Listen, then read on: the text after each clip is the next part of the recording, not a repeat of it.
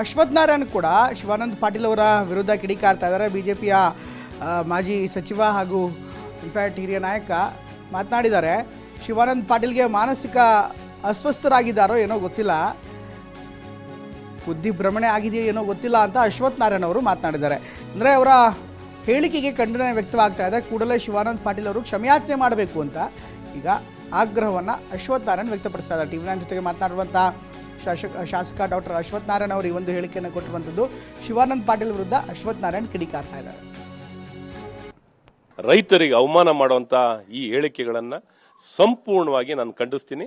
ತಕ್ಷಣ ಅವರು ಪ್ರಥಮವಾಗಿ ಕ್ಷಮೆ ಯಾಚನೆಯನ್ನು ಮಾಡಲಿ ಮತ್ತು ಸಿದ್ದರಾಮಯ್ಯನವ್ರನ್ನ ಇವ್ರನ್ನ ತೆರವುಗೊಳಿಸಬೇಕು ಈ ಮಂತ್ರಿಮಂಡಲದ ಸ್ಥಾನದಿಂದ ಅಂತ ನಾನು ಒತ್ತಾಯವನ್ನು ಮಾಡ್ತೀನಿ. ಇವ್ರಿಗೆ ಏನಾಗಿದೆಯೋ ಗೊತ್ತಿಲ್ಲ, ಮಾನಸಿಕವಾಗಿ ಅಸ್ವಸ್ಥರಾಗಿರಬೇಕು ಅಷ್ಟೇ ಹೊರತು ಯಾರು ಅನ್ನದಾತರು ರೈತ ಯಾವತ್ತೂ ಕೈ ಒಡ್ಡಲ್ಲ. ಕೊಡುವಂಥ ರೈತನನ್ನ ಈ ರೀತಿ ಅಗೌರವವಾಗಿ ಈ ರೀತಿ ಒಂದು ಕಡೆಗಣಿಸುವಂಥದ್ದು, ಈ ರೀತಿ ಕೀಳುಮಟ್ಟದ ಹೇಳಿಕೆಯನ್ನು ಕೊಟ್ಟಿರುವಂಥದ್ದು ನಿಜಕ್ಕೂ ದುರದೃಷ್ಟ. ನಮ್ಮ ಕರ್ನಾಟಕದಲ್ಲಿ ಇಂಥ ಯಾವ ಇತಿಹಾಸದಲ್ಲೂ ಇಂಥ ವ್ಯಕ್ತಿ, ನನಗೆ ಹೇಳ್ತೀನಿ, ಇಂಥ ವ್ಯಕ್ತಿನೇ ನಾವು ಕಂಡಿಲ್ಲ.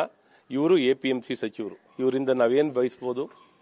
ಇಂಥ ರೈತ ವಿರೋಧಿ ನಿಲುವುಗಳನ್ನ ಸಂಪೂರ್ಣವಾಗಿ ಖಂಡಿಸ್ತೇನೆ. ರೈತರಿಗೆ ಅವಮಾನ ಮಾಡುವಂತ ಈ ಹೇಳಿಕೆಗಳು. ಇದು ಅಶ್ವಥ್ ನಾರಾಯಣ್ ಅವರು ಹೇಳ್ತಾ ಇರುವಂಥ ಮಾತು. ಇಂಥ ಹೇಳಿಕೆಯನ್ನು ನಾವು ಖಂಡಿಸ್ತೇವೆ. APMC ಸಚಿವರಾಗಿ ಶಿವಾನಂದ ಪಾಟೀಲ್ ಅವರಿಂದ ಇದನ್ನು ನಿರೀಕ್ಷೆ ಮಾಡಿರಲಿಲ್ಲ. ರೈತರು ಯಾವತ್ತೂ ಕೂಡ ಕೈ ಒಡ್ಡೋರಲ್ಲ, ನೀಡೋರು ಅನ್ನುವಂಥ ಮಾತನ್ನು ಹೇಳ್ತಾ ಇದ್ದಾರೆ. ಇದೇ ವೇಳೆ ಕ್ಷಮೆಯಾಚನೆ ಮಾಡಬೇಕು. ಇವರು ಯಾಕೆ ಈ ರೀತಿ ಮಾತನಾಡಿದಾರೋ ಗೊತ್ತಿಲ್ಲ, ಬುದ್ಧಿಭ್ರಮಣೆ ಆಗಿದೆಯೋ ಅಥವಾ ಇನ್ಯಾವುದೇ ಬೇರೆ ಕಾರಣಕ್ಕೋಸ್ಕರ ಈ ರೀತಿ ಮಾತನಾಡಿದ್ರ ನನಗೆ ಗೊತ್ತಿಲ್ಲ. ಆದರೆ ರೈತರ ವಿಚಾರಕ್ಕೆ ಸಂಬಂಧಪಟ್ಟಂತೆ ಮಾತನಾಡಿರುವಂಥದ್ದು ಒಪ್ಪುವಂಥದ್ದಲ್ಲ. ಕೂಡಲೇ ಕ್ಷಮೆಯಾಚನೆ ಮಾಡಬೇಕು ಅಂತ BJPಯ ಶಾಸಕ ಡಾಕ್ಟರ್ ಅಶ್ವಥ್ ನಾರಾಯಣ್ ಅವರು ಈಗ ಹೇಳ್ತಾ ಇದ್ದಾರೆ.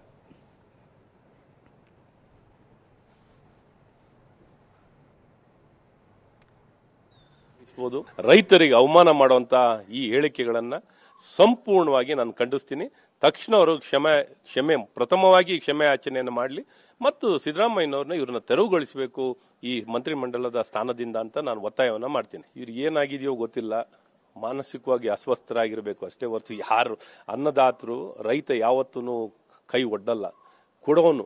ಕೊಡುವಂಥ ರೈತನನ್ನ ಈ ರೀತಿ ಅಗೌರವವಾಗಿ ಈ ರೀತಿ ಒಂದು ಕಡೆಗಣಿಸುವಂಥದ್ದು, ಈ ರೀತಿ ಕೀಳುಮಟ್ಟದ ಹೇಳಿಕೆಯನ್ನು ಕೊಟ್ಟಿರುವಂಥದ್ದು ನಿಜಕ್ಕೂ ದುರದೃಷ್ಟ.